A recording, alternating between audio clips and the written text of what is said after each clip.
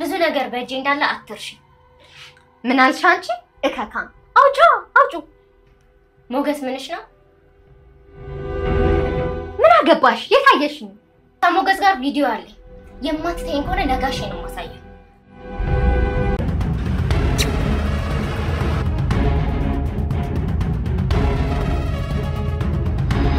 ማህሌት እንግዲህ ጨርቋን ጥላ ማበዷ ነው ማለት ነው ማህሌት ማለት እቺኛዋ ያክስቷ ልጅ እንግዲህ ከሱ ጋር ግንኙነት መጀመሯን ስታይ እንግዲህ በጣም ልታብድ ነው እንግዲህ ቅድስት የተናገረቻት ንግግር ቪዲዮ አለኝ በሞባይል ስትል እንግዲህ ሞገስ ተብየው ለቅድስት ቪዲዮን አሳልፎ የሰጠባት መስሏት እንግዲህ ልታብድ ነው ማለት ነው ስለዚህ ቅድስት ግን የሞገስ ቪዲዮ አላከላትም ግን ራሷ ከሞገስ ጋር ሲያወሩ እቤት ውስጥ የነበረው ነበር በሞባይሏ የቀረጸችው ግን ቅድስት ምን አስባለች ማለት ነው ቪዲዮ አለኔ ጋር ስትላት ማህሌት ስትንተባተብና የቱ ቪዲዮ ነው ብላ ስትንተባተብ ምታወራው ሲጠፋባት ሌላ ነገርም እንዳላት እንግዲህ በደንብ እርግጠኛ መሆን ችላለች ማለት ነው ቅድስት እንግዲህ ብሩክን ሁሉ ጊዜ ተጠንቀቅ በዙሪያ ያሉ ሰዎች ሁሉ ጥሩ ሰው ናቸው ማለት አይደለም እያለች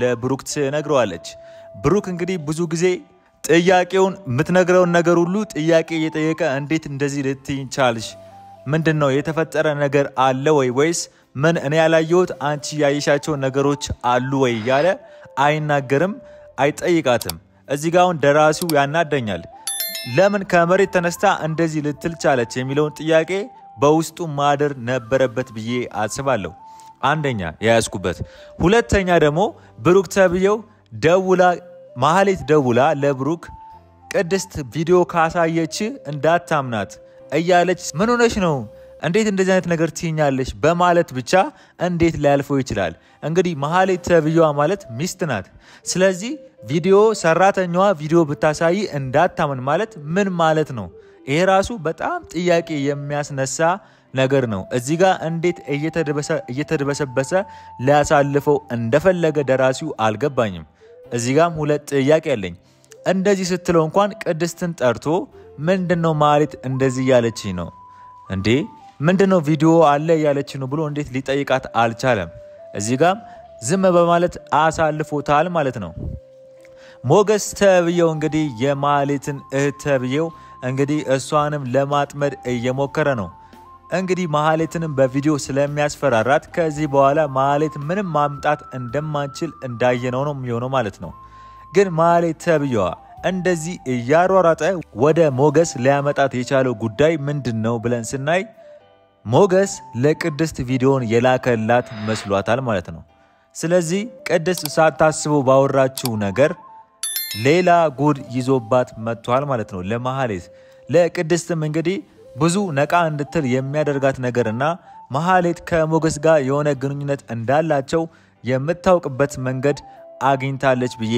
አስባለሁ ለምን ማህሌት አስደንግጧ ስትወጣ የሆነ ነገር እንዳለ ጠርጥራለች ማለት ነው ስለዚህ ብሩክ ግን ብዙ ጥያቄዎች መጠየቅ ያለበትን ጥያቄ ሳይጠይቅ በቪዲዮ ላይ ስናየው እያለፈ እንግዲህ ዝም ብለው እያሳለፉት ይገኛሉ ማለት ነው ስለዚህ ከዚህ በኋላውን ምን ይፈጠራል ነው ወደ ዋና ጉዳይ ስንገባ ሰላም ጤና ይስጥልን በየዓለም ዳርቻ ያላችሁ እህትና ወንድሞቼ ሰላማችሁ ይብዛልኝ ስለ ምሳሌ ድራማ የተሰማንን ሐሳብና አስተያየት እንሰጣለን እናንተም ሁላችሁም እህትና ወንድሞቼ የተሰማችሁን ሐሳብና አስተያየት ስጡ ቪዲዮን ላይክ በማድረግ እንጀምር ቅድስት ለብሩክ ቪዲዮን ታሳየዋለች ወይስ አታሳየውም ቅድስት ወይ ደግሞ ሞገስ ራሱ ለብሩክ ይልክለታል ወይስ አይልክለትም ሞገስ ግን ለብሩክ ይልክለታል ብዬ አላስብም የማህሌትን እህት ስለሚፈልጋት ማህሌት የፈለገው ሁለቱ አንድ ላይ ሆኖ ብታያቸውም እሷ ሞገስን መከልከል አትችልም ብዬ አስባለሁ ለምን ሞገስ አንድ ማስረጃ ስለያዘባት በዛ ቪዲዮ ለብሩክ እሰጥብሻለሁ ካላት ዝም ስለምትል ከእህትየው ጋር ማስመጥ ይችላል ብዬ አስባለሁ እህትየውም እንግዲህ በጣም ሞገስን እየወደደችው ነው ግን እህትየው ከማህሌት ጋር አንድ ስለሆኑ ነገራቸው መጀመሪያ መኪና ግዛልኝና ታገባኛለህ ያለች እንግዲህ እያሾፈችበት ይመስላል ግን እስቲ እናንተ ሞገስ ነው ወይስ የማህሌት እህት ነው የምታሸንፈው ብላችሁ ታስባላችሁ? ሞገስ ያሰምጣታል ወይስ እሷ ብር እንዳያወጣ ታደርገዋለች? እስቲ ምን ይመስላችኋል? ሐሳብ አስተያየታችሁን በኮሜንት ጻፉልኝ። ማህሌት እንግዲህ ከዚህ በኋላ ምሳሌን ያሳገተቻት ሰውዬ እንግዲህ አሻራው ተገኝቷል ማለት ነው። ስለዚህ አሻራው ከተገኘ ያ ሰውዬ ይያዝብኛል፣ ከተያዘ ደግሞ እውነቱን ያወጣብኛል እያለች በዚህ ጭንቀት ላይ እንግዲህ ስለ ቪዲዮ መስማቷና ቪዲዮም እንዳለባት ካወቀች በጣም ለሷ ከባድና ከእብድም እብድ ነው የሚያደርጋት ብዬ አስባለሁ። ግን ብሩክ ግን በጣም የገረመኝ ነገር ሶስተኛም ጥያቄ ሆነብኝ ነገር ምንድነው? በዛኛው ክፍል መጨረሻ ላይ ያለቀው ምን ሆኖ ነው ያለቀው? ሰውየው ተገኝቷል ባላት ሰዓት እንዴት ራሷን እንዳመማት እንደዚህ አጥቦልቡላት ራሷን ትወርቃለች ብለን እያሰብን ሶፋ ላይ ቁጭ ብላ ወሬ ሲጀምር በጣም ነው የደበረኝ እዚህ ጋር። እስቲ እናንተ አስቡት። እስቲ ለማንኛውም ማህሌት ያሳገተችው ሰውዬ ተገኝቷል ከተባለ እሱ ሚስጥሩን ያወጣል ብላ ራሷን ከያዘች በኋላ ፌንት ብትወርቅ አሪፍ ነበር። ለምን ጉዴ ታወቀብኝ ስለምትል ድንጋጤው ራሱ ፌንት ያስወድቃታል ብዬ ነበር። ግን ማህሌት የተሰጣት ካራክተር ምንድን ያደረገችው? ራሷን እንዳመማት ትንሽ ወዲያው ሆነችና ሶፋ ላይ ቁጭ ብላ ጭራሽ ወደ ቅድስት እያዞረች ቅድስት ተጠርጣሪ እንዲያረጋት ብሩክ ሁልጊዜ በመናገር መጫዋ አስገርሞኛል ማለት ነው። ስለዚህ አሁን እንቅፋት የሆኑባት ለብሩክ ለትዳሯ ማንና ማን ነው? ዋናው ቅድስት ሆናባታለች ማለት ነው። ሁለተኛ ደግሞ የብሩክ ልጅ ምሳሌ ስላለች እንግዲህ ምሳሌን ለማጥፋት የምታደርገው ጥረት እንግዲህ በራሷ ላይ ይዞባት የሚመጣው መጥፎ ነገሮች እንግዲህ ወደ ራሷ እየመጣ መጥቷል ማለት ነው። ግን ሁለተኛ ጊዜ ብሩክ እንዴት ሊያስገባት ቻለ የሚለው ጥያቄ እንግዲህ እንደዛ ከተናገረችው በኋላ ምንም አልፈርምም ፊርማውን ብለው እንግዲህ ምሳሌን የሞት ፍርድ ፈርዳባት እንግዲህ ከራሷ ጋር የቤቱ ንብረት የሁለቱም መስሏት የብሩክም የሷም መስሏት ንብረቱ በፌክ ወረቀት አስፈርሟት ነበር የፈረመችው። የሁለቱም መስሏት ቤቱ የሚሸጥና መኪናው የሚሸጥና ልጄን ማሳከም አለብኝ ሲላት ምንድነው ያሰበችው? እኔ ይሄን ፊርማ አልፈርምም በማለት እንግዲህ ምሳሌ እንድትሞት ፈርዳባት ነበረ። ግን ከዚህ በኋላ እሷ ያሰበችው ወረቀት ፌክ እንደነበርና ግን በውሸት ነበር አብረው እየኖረች እንደነበር እሱ ስለሚያቅ ብዙ ለምኗታል። እስቲ ከራራች እያለ ግን እሷ አልፈልግም ብላ የውሸት ፎርም እንደፈረመችና ያስፈረማት የጋብቻ ወረቀት የውሸት መሆኑን ሲያቅ ንብረቱ ላይም ተካፋይ አለመሆኗን ስታቅና ብቻዋን ሜዳ ላይ መውደቋን ስታቅ ምንድነው ያደረገችው? ማለት ተመልሳ እንግዲህ እግሩ ስር ወድቃ ይቅርታ ብለዋለች። እሱ ምንድነው ማድረግ ያለበት ብላችሁ ታስባላችሁ? እንግዲህ ልጅቷ እንዳትታከም እሷ ካደረገች ስለዚህ መታ ሁለተኛ ይቅርታ ብትለው ይቅርታ ማድረግ አለበት ብላችሁ ታስባላችሁ? ነገ እቺ ልጅ መታ ነገም ቢሆን ለልጄ ላይ እንቅፋት ትሆንብኛለች። አሁን በንብረት ነው እንቅፋት የሆነችው። በሚቀጥለው ደግሞ በሌላ ነገር ልጄ ላይ እንቅፋት እንዴት ልትሆንብኝ አትችልም በማለት እንዴት ማሰብ ያቅተዋል?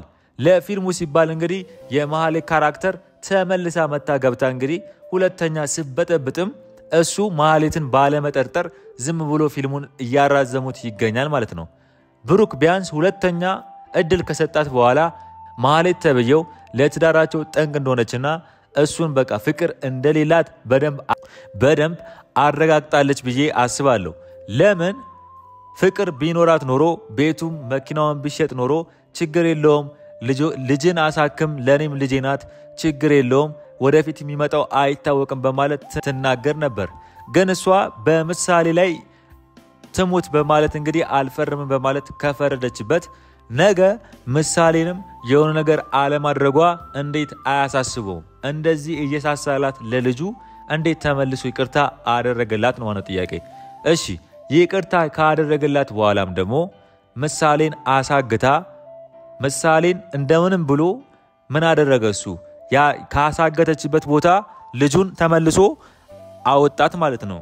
ልጁን ካወጣት በኋላ ምሳሌን ያገታት ሰው ተያዘ ሲል ቅድስት ተብየው ደስ ሲላትና በጣም እንደዚህ ስትደሰት ማህሌት ሚስት ተብየው ራሷ ደንግጣ ራሷን ሊያስይዛት የሚችለው ምንድነው የሚለው ጥያቄ እንዴት አያመጣም? እንግዲህ ፊልሙ እዚህ ጋር ሰው ለሚያየው ሰው ደራሲው እንደ አሻንጉሊት ለአሻንጉሊት እያሳየ ይመስለኛል። በጣም አንዳንድ ነገሮች ላይ ጥንቃቄ ማድረግ አለበት። ማህሌት ተብየው ደራሲ እኔ ብሆን ኖሮ ከቅድስት በላይ የስ ብላ መደሰት ነበረባት፣ እሷ እንዳትታወቅ ማለት ነው። ስለዚህ ራሷን አማጥ ቁጭ ካደረጋት እንዴት ነው ማይታወቀው? እስቲ እናንተ በብሩክ ቦታ ሆናችሁ በታስቡት ምንድነው የሚሰማችሁ? ከዛ በኋላስ ቁጭ ብሎ ሲያወራት ራሱ ድንጋጤው አልተዋትም። እንደገናም ደግሞ ቅድስት እንግዲህ ተጠንቀቅ እያለችው ነው። ስለዚህ ብሩክ ሁለተኛ እድል የሰጣትን ሴት በጣም በከፍተኛ ጥንቃቄ እሷን መከታተል ሲኖርበት እሱ ልፍስፍስ ሆኖ ዝም ብሎ ዝም አድርጎታል። ግን እኛ በማናቀው ምናልባት ደራሲው ብሩክ የሆነ ነገር እየቀመረ ሊሆን ይችላል ብዬ አስባለሁ። ለምን ብሩክ በጣም ብልጥ መሆኑን ያወቅኩት የጋብቻ ወረቀታቸው ላይ በፌክ እሷ ላይ ስለተጫወተባት፣ ስለዚህ ነገ የነገር ቢመጣ ትከዳኛለች ብሎ በማሰቡ ይመስለኛል። ከዚህም በኋላ ግን ጓደኛውም እንግዲህ የገዛ ጓደኛው የገዛ ቤቱንና መኪናውን በችግር ጊዜ ካልሆንኩ በማለት እንግዲህ ማበደር እየቻለ ቤቱን ልሽጥ ሲለው ሽጠው እኔ ገዛለሁ ነው ያለው። ስለዚህ መኪናውንም ሽጠው እኔ ገዛለሁ ነው ያለው። ግን ሊገዛው አይደለም ጓደኛው የልጁን ሕክምና ምንድነው ያሰበው? የልጁን ሕክምና ትንሽ ብር እየሰጠ ቆይ ብር የለኝም በማለት ልጅቷ እንዳትታከምና ወደ ሞት አፋፌዳ እንድትሞት በማሰቡ ነው። ስለዚህ በብሩክ ላይ እንግዲህ የብሩክ የገዛ ጓደኛው ምቀኛ ሆኖበታል። ሁለተኛ ሚስቱ ምቀኛ ሆናበታለች። ሶስተኛ የሚስቱ ጓደኛ የሚስቱ እህት ምቀኛ ሆኖበታል። ስለዚህ ብሩክ ላይ ለሶስት እንደዚህ ተነስተውበት ሁለቱን እንኳን የሚስቱንም ጓደኛ የሚስቱንም እህት እንግዲህ እንደማይወዳት አይታቸዋል።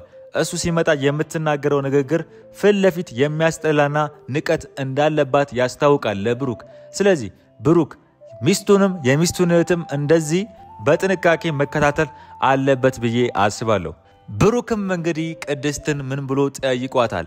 ሞገስ ምን ሊያደርግ ነው የመጣው የሚለው ጥያቄ ስለጠየቃት ቅድስትም እንግዲህ በዙሪያ ያሉ ሰዎችን ተጠንቀቅ ብለዋለች። ስለዚህ ሞገስ ያሰበውን ሴራ ብሩክ የሆነ ነገር በውስጡ እንዳሰበ ይሰማኛል።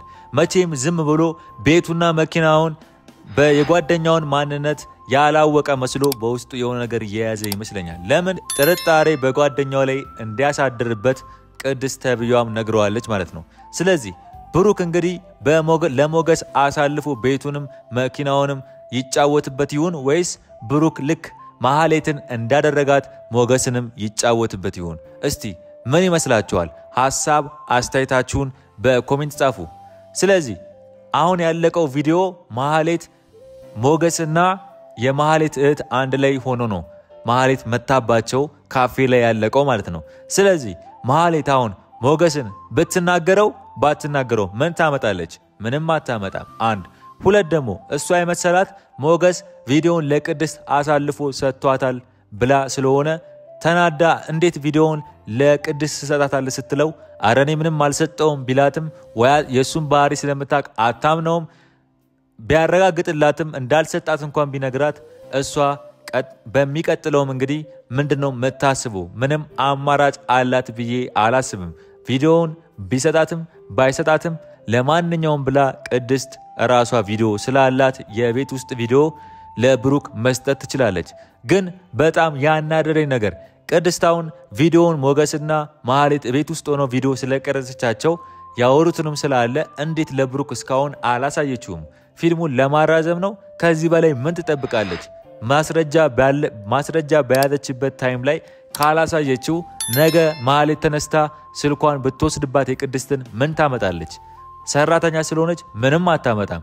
ስለዚህ ፊልሙን ለማራዘም የሚጠቀሙበት ሜትድ በጣም እየደበረ ነው። ደራሲው በደንብ እንዲያስብበት እኛም የተሰማንን አስተያየት እንሰጣለን ማለት ነው። ስለዚህ የዛሬው ቪዲዮ ይህን ይመስል ነበረ። በሌላ ቪዲዮ እስከምንገናኝ ድረስ ቸር ያቆይልኝ።